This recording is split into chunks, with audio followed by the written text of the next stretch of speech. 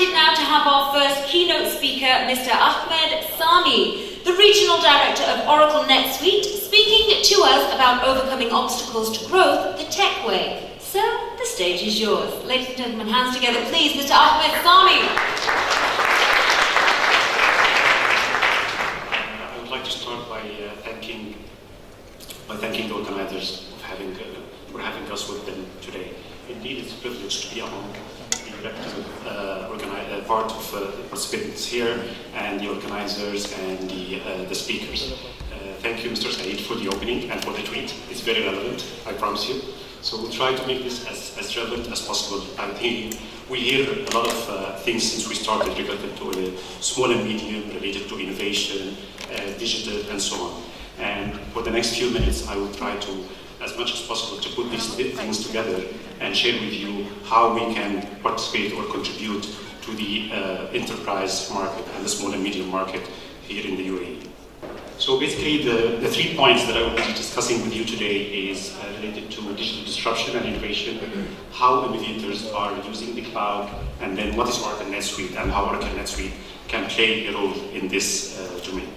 And I think there is no better way to start this, since you just kicked off through Twitter, is just to get a perspective on data. Data, we hear a lot of things about data, IT, digital disruption, etc. And this is here what I'm trying to show you here is the magnitude of data. Look at the amount of transactions that are being happened. Look at the amount of searches that are happening on Google and the ad revenue that this is bringing. Look at how many WhatsApp messages and accounts are being created, and the tweets and all this. All these things, we use them over our smartphone and we take them for granted. But just look at how this, the magnitude of this is, and how is this impacting our lives, how it's impacting different industries, and how now everything is becoming very related to our fingertips. So basically in today's market, digital disruption is becoming, if you recall back in the 90s, yeah? I think the other one was easier, but it's okay. Yeah, in today's market, digital disruption is the Y2K that we had in the 90s. It is changing everything. It is changing how we deal with consumers. It is changing how the market's expectations are, and how more importantly, is the financial impact of how you provide this service. This is something important, and this is what I will try to explain today during my presentation. So it's no longer now that businesses are just offering you a product. You see more things that are related to the services, to plans, to subscriptions, and everything is being transferred to this way. How we used to take taxis, and now how this is being moved to Uber, or the likes of Uber and Careem and this. How businesses used to offer you meals, and now they are trying to sell you meal plans and trying to give you things in a different way. And the accounting for how they try to be profitable is very different than it used to be. So basically, the state of business today is new opportunities, new competitions that is happening in the market, and new business models are getting created every single day. And now when I'm talking about this, I'm not talking about small business or medium business or even businesses. Everybody, nobody is not impacted by this.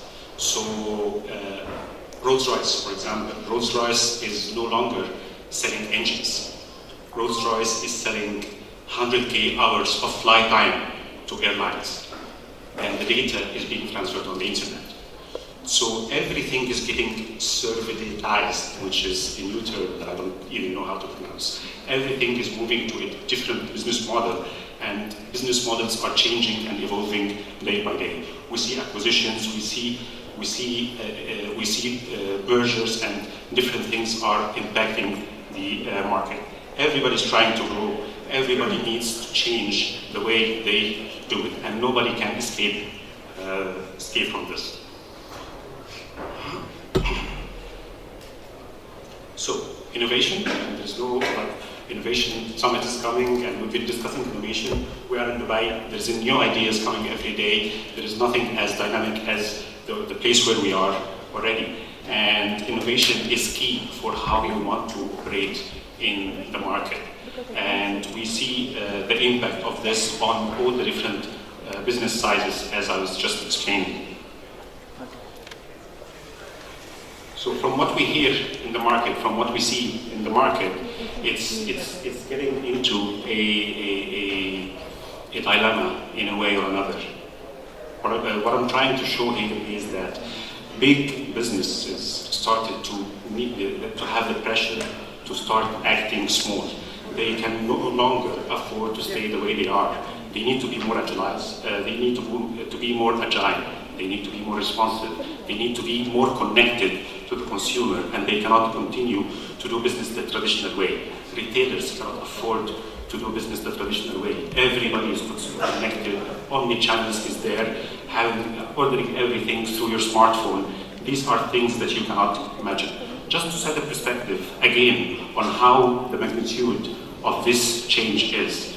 Look at this. Look at the values of big names that used to be dominating the market, and how is their valuation now happening. Look at companies that that even in 10 years or more, they lost more than 95 of their valuation. And then look at Amazon at the bottom, and look at the amount of growth, which is like, and just to give a perspective, this information is few months old. If you look at this morning valuation, you will find Amazon at 697 billion. You will find Macy's dropping again to 8.8 billion. So it's on all the sizes, the digital disruption and the impact that is happening in the market is amazing. It's just amazing. If you just put things in perspective, the impact is very big. It's massive. And what is happening is not only on retail. Just also to give you a perspective for this. So yes, retail and media are the biggest of the industries that are impacted. Of course, media is on the top with the YouTube and the Netflix, and everything is being provided as a service. And even the advertisements are moving now to retail rather than the head is big. But again, all this, whether the telecom, the insurance, and the banking, with all the financial now, and the impact that's happening, the automotive, logistics, we see some levels. Anyway, what I'm trying to show also here is that regardless of the industry you are operating in, there are different levels of disruption that will impact you in a way or another. And if it's not today, it will come tomorrow, and you cannot afford to wait that long. Now, on the contrary, again, as I told you, that also is relevant to small companies, where even small businesses, they cannot afford to continue the same way. They need also to be more responsive. They need to move faster. They need to be ahead. And I will share with you, in Netsuite, we have so many examples of customers, our customers, who moved from just a small idea, then that became big, and they even went public, and they had so many big impact on the market. There's a very high probability that if you are sitting here, you're using one of our customers that are running on Netsuite.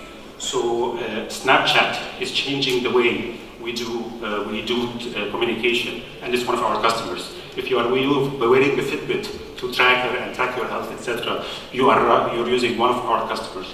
If you are using Evernote to take one of your notes, you are using one of our customers. And all those customers started with a very small idea. They had the innovation, and they went big, they went public, and they went in a global operation mode, if you may say.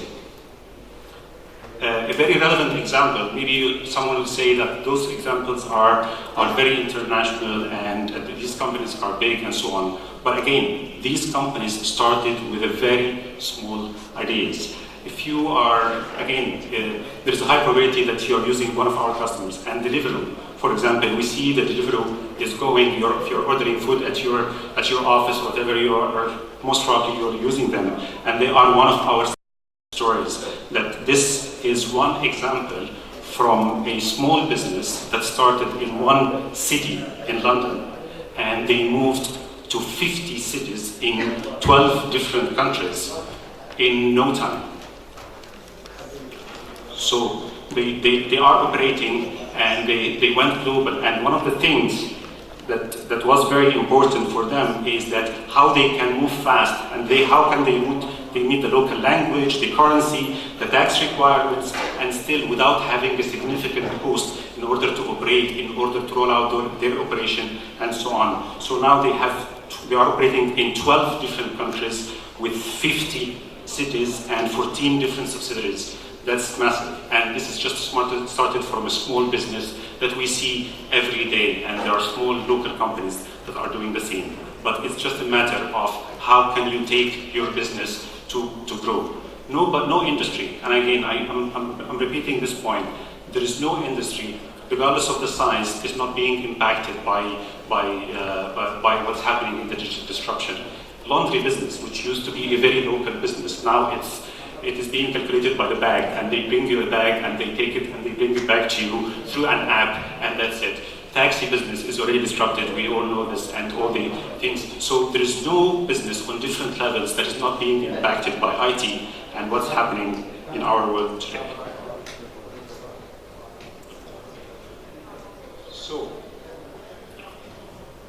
So what's Netsuite?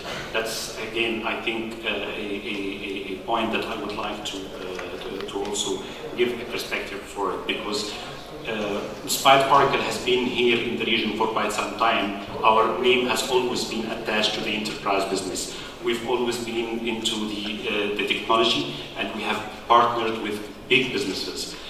Netsuite is a small and medium focused business that was acquired by Oracle in 2016.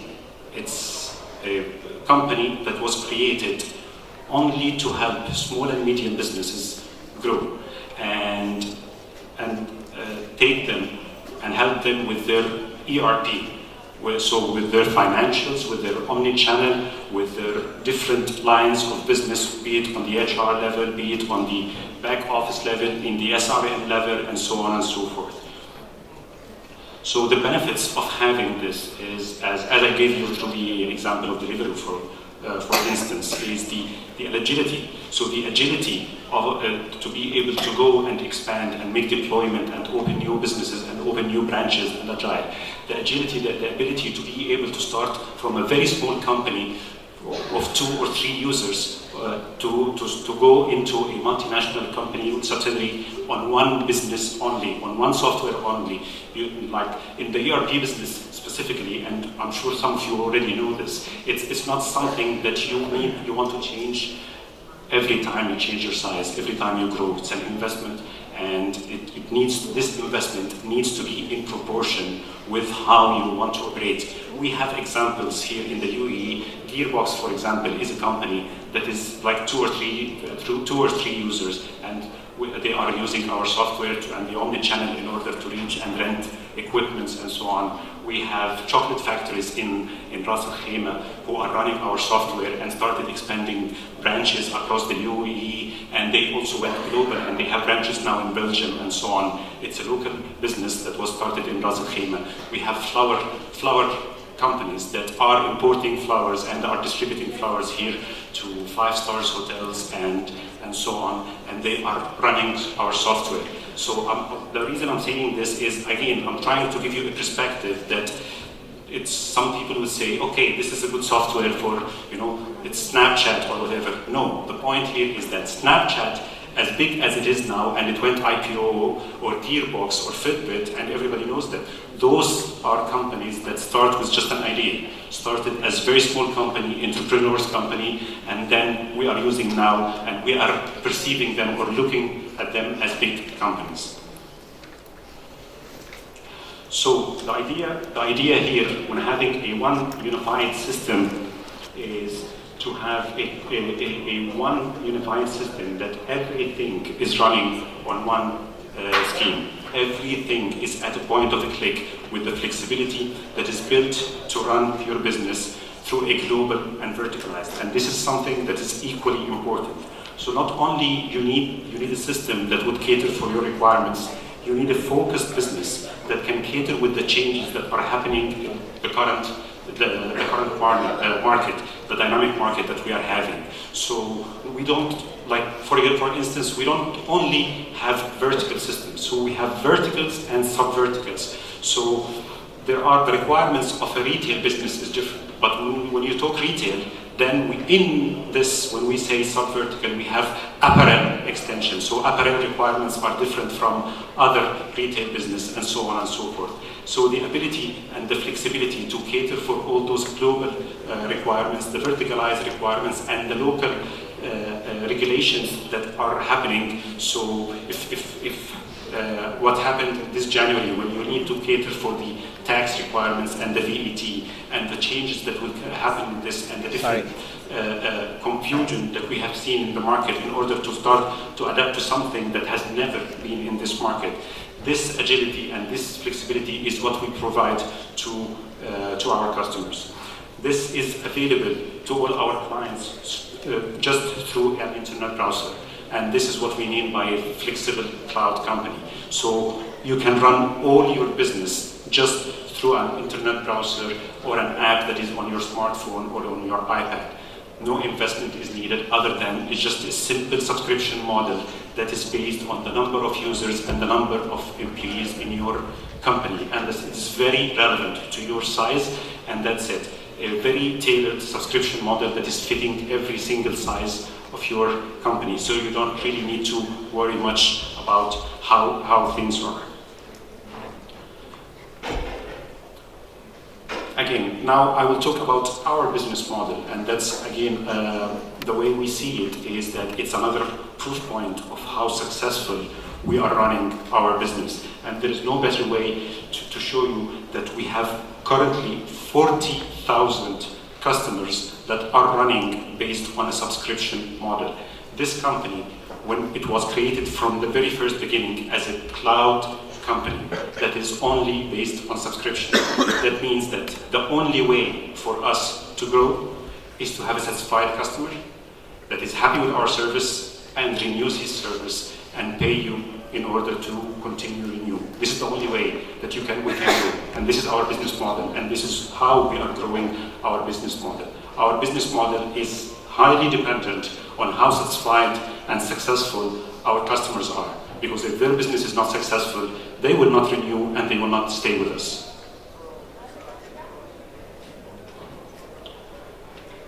So, I know it's the first session, so I don't want to take much of your time. What we are trying to say here is that the way we operate is it really helps you to be ready with Spotnest. If we relate this back to how we started and the disruption that is happening in all the industries and the expansion that is happening, the pressures that are on every business, we are offering our customers the ability to be ready for the global expansion, for the different experiences that are needed, for all the dynamics that are available in the market in order to help them perform and be successful. So with this, I finish my presentation. I thank you for your time. It's really an honor and privilege to be with you today. It's the first time I participate. Thank you very much.